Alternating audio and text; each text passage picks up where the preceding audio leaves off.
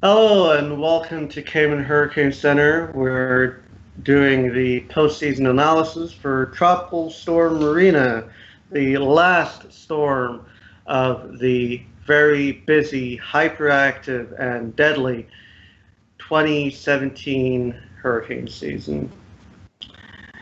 This system formed off of a decaying tail end of a cold front that was out in the open Atlantic around the early part of November. The National Hurricane Center started issuing the tropical weather outlook on the system and then quickly upgraded this system to a high probability of developing on November 5th, and shortly after, then upgrading it to Tropical Storm Rina. Tropical Storm Rina then moved towards the north, and then the system strengthened, even though started to do a little bit of transitioning to more of a subtropical look. And despite that, it still intensified further, maxing out intensity as a 60-mile-an-hour tropical storm.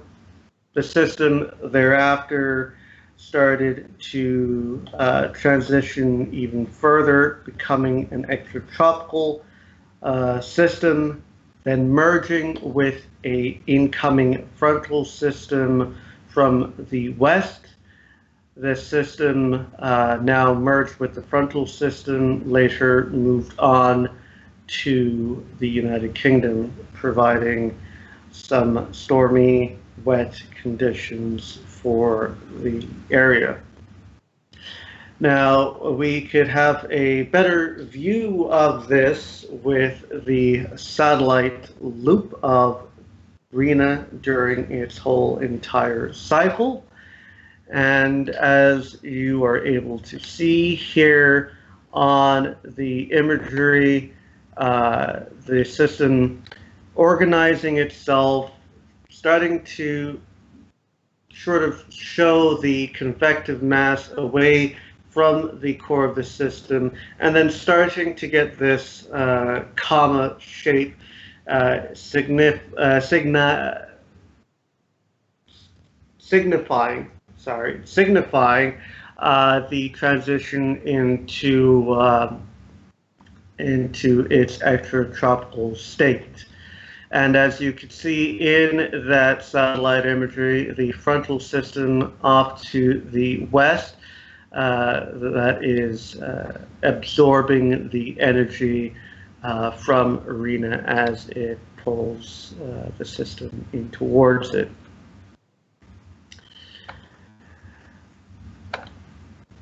Now, just showing you here, we have the overall track for Rina as it became an invest and then developed into its quick depression state, and quickly thereafter transitioned into tropical storm status.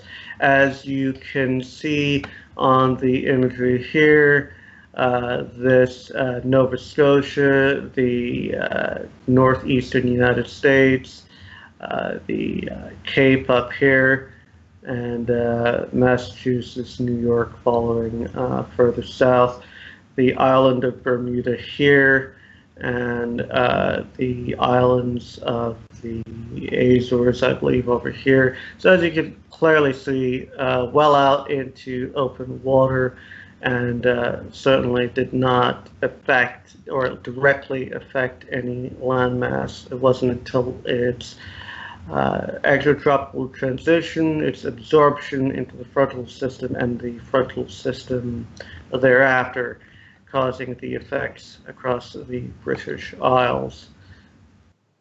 So as we return again back to the satellite loop for Rina as we end out on this, the system basically just another addition to the ACE, or Accumulated Cyclone Energy Index value for the hurricane season. No major impacts to land masses, and to be quite honest, a wonderful way to end a very tragic and hectic hurricane season. I'm Adam for Cayman Hurricane Center, and thank you for joining me on this postseason analysis. And finally, we can sort of close off what was 2017.